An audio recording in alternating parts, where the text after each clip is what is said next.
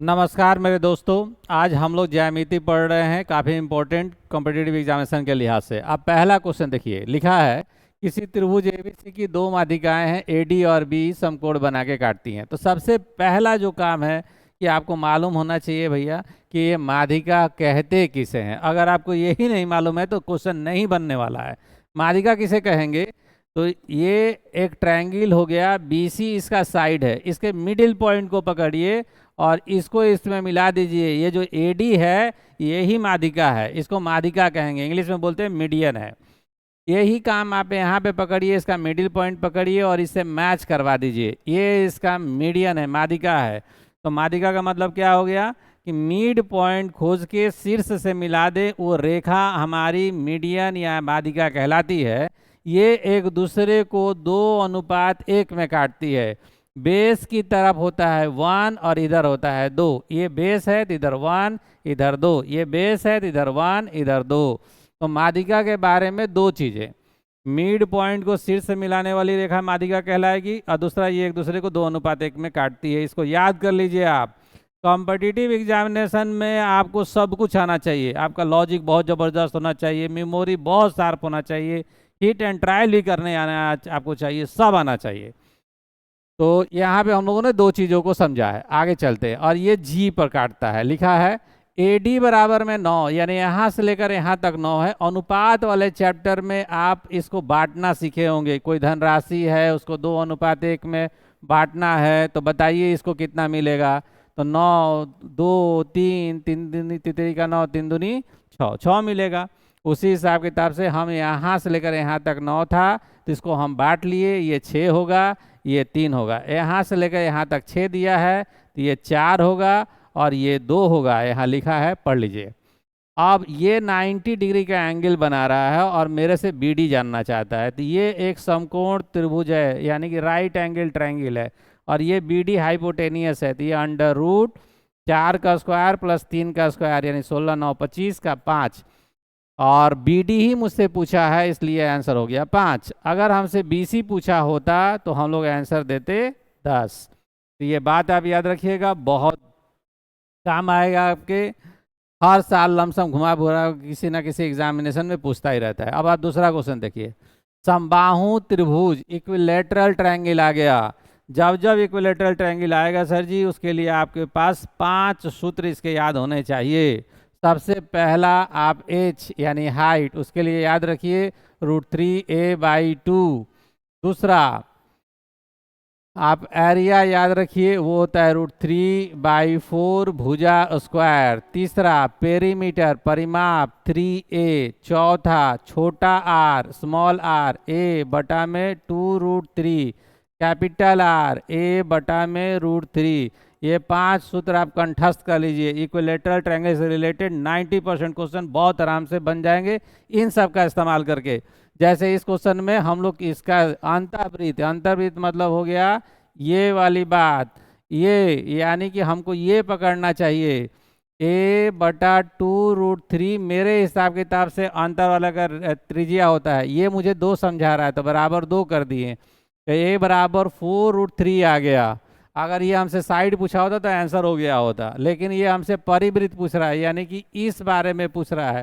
तो इसका रेडियस मुझे मालूम है a/√3 होता है। a का वैल्यूएशन है 4√3 और यहाँ √3, ये कट गया, यानी कैपिटल R मुझे मालूम चल गया है 4, और उसका वो क्षेत्रफल पूछ रहा है तो πr² होता है। तो R का वैल्यूएशन 4 है, तो आंसर हो गया 16 पाई, πr², 16 पाई। तो समझें आप किस तरीके से मैंने इसका इस्तेमाल किया और बहुत जल्दी आंसर बना के हम निकल गए। तो कॉम्पिटिटिव एग्जामिनेशन में सब कुछ करना है। यहाँ देखिए, फिर से हम उसका इस्तेमाल करेंगे। यहाँ पे ये मुझे a बराबर 14√3 दे रखा है। अब पूछा है अंतर्वृत्त का क्षेत्रफल बताओ, उसका मुझे मालूम है छोटा r a में 2√3 होता है। a की जगह पर हम रख देंगे 14√3 और 2√3 बाई में कट गया, 7 आ गया, यानी कि πr²। जब जब 7 दिखेगा ना और रेडियस का वैल्यूएशन अगर 7 आ गया तो उसका क्षेत्रफल आएगा 154। आप ये याद रखिएगा, बहुत बार 7 आपको देखने को मिलेगा, आज से आप गौर कीजिएगा। नहीं आपको याद आ रहा है तो पाई का वैल्यूएशन 22/7, आर का वैल्यूएशन 49, 7 का स्क्वायर कटा दिए और हमारा आंसर भी आ गया। लेकिन मैंने कहा ना आपसे, आर बहुत बार 7 आपको दिखेगा और आपने याद करके रखा है 154, तो कैलकुलेशन से बच जाएंगे और टाइम बचाएंगे अपना। अगर आपका मेमोरी शार्प नहीं है तो बना तो लेंगे आप, लेकिन टाइम जितना जल्दी बनाना चाहिए उतना में नहीं बना पाते हैं, इसलिए सब कुछ आना चाहिए। अब आया आपका परिकेंद्र, सरकम सेंटर, इंग्लिश में क्या बोलेंगे इसको, सरकम सेंटर। आसान बातों को समझिएगा आप। ये एक पॉइंट होगा जो ये इस साइड से, फिर इस साइड से और फिर इस साइड से इक्वल डिस्टेंस पे होना चाहिए। साथ साथ में ये वाला लाइन, ये वाला लाइन और ये वाला लाइन आपस में बराबर भी होता है, और इस पॉइंट को मिडिल करके आप एक सर्कल बना लेते हैं ऐसे। तो इसको हम लोग क्या बोलेंगे, सरकम सेंटर। हिंदी में बोलते हैं परिकेंद्र। सरकम सेंटर का पूरा कहानी समझ में आ गया आपको। ये और ये इक्वल डिस्टेंस पे होगा, साथ साथ में ये सब आपस में बराबर होगा। तो अगर ये रेडियस है और ये OBC हमारा दे रखा है 35, तो ये भी रेडियस है, तो ये भी बराबर ही होगा, तो ये भी 35 हो गया। 35 और 35 70 हो गया, ये हो जाएगा 110। जब जब परिकेंद्र सरकम सेंटर आएगा तो इसका आधा ऊपर होता है, यानी ये हो जाएगा 55। आप ये बात याद रखिएगा, अगर ये x है तो ये 2x होगा। परिकेंद्र आ गया, सरकम सेंटर आ गया, मेरे दिमाग में बात आ गई कि ये वाला जो सेंटर का कोण होगा इससे डबल होने वाला है, तो उसी से रिलेटेड करके क्वेश्चन भी डेवलप होता है। आप देखिएगा बाकी सारे क्वेश्चनों में। तो आंसर इसका कितना हो गया, BSc हम लोग से पूछा था 55। अब अगले क्वेश्चन की ओर चलते हैं। लिखा है अंतः केंद्र, इंग्लिश में बोलते हैं इन सेंटर। इंग्लिश में क्या बोलेंगे, इन सेंटर। ये एक ट्रायंगल आप बना लिए। इन सेंटर अब क्या क्या चीज होता है, इस एंगल को बाइसेक्ट करता है, समद्विभाजक है, यानी इस एंगल को दो इक्वल पार्ट में रखेगा। इसी तरह इस एंगल को भी दो इक्वल पार्ट में रखेगा, और यहाँ पर BOC का रिलेशन 90 प्लस कोण A/2 होगा। आप ये याद रखिए, ये कब होगा, जब इन सेंटर होगा, अंतः केंद्र होगा, तब होगा। इसमें और एक बात याद रखिए, जब ये बाहर की ओर काटेगा, यानी कि इसका नाम आप कुछ और रख लीजिए, कुछ भी रख लीजिए, वो ही रख लेते हैं, O1 कर देते हैं इसको। तो BO ऐसे अगर आपसे पूछेगा तो 90 माइनस कोण A/2 रखिएगा। जब ये अंदर की तरफ है तो प्लस है, बाहर की तरफ है तो माइनस है, बाकी सब कुछ सेम है।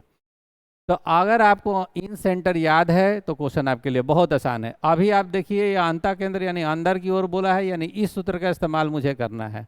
BIC, ये I दे रखा है यहाँ पर, ये I है, तो BIC का वैल्यूएशन ये मुझे समझा रहा है 135, तो हम यहाँ पे 135 रख लिए।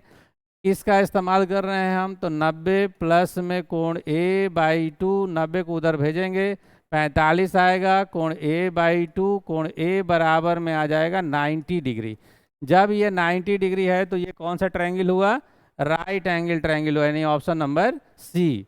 तो काफ़ी आसानी से आप बना गए। क्यों बना गए, आपको इन सेंटर का मतलब था, मालूम था, इसलिए आप बना गए। इसलिए इन सब चीज़ों का मतलब याद रखिए, बहुत आसानी से बनता रहेगा। फिर से अगला क्वेश्चन अंतः केंद्र का, इन सेंटर का ही है। अर्थमेटिक्स जब हम लोग बनाते हैं उसमें कैलकुलेशन होता है और आप प्योर दिमाग लगा रहे होते हैं वहाँ पर। यहाँ पर आप थ्योरम याद करके रखे हुए हैं तो आपका कैलकुलेशन नहीं है, तो दोनों का अलग अलग थोड़ा सा अंतर है, और ये बहुत अच्छा खासा समय भी बचत करता है। तो यहाँ पर आपका एक ट्रायंगल ले लीजिए आप, इसका नाम है A, B और C, और फिर से आपसे इसने कहा अंतः केंद्र है, इन सेंटर है, इसका मतलब तो आप समझ ही गए होंगे। कोण A बराबर में 30 दे रखा है और हमको निकालना है कोण BOC, तो हम लिखेंगे 90 प्लस में कोण A/2।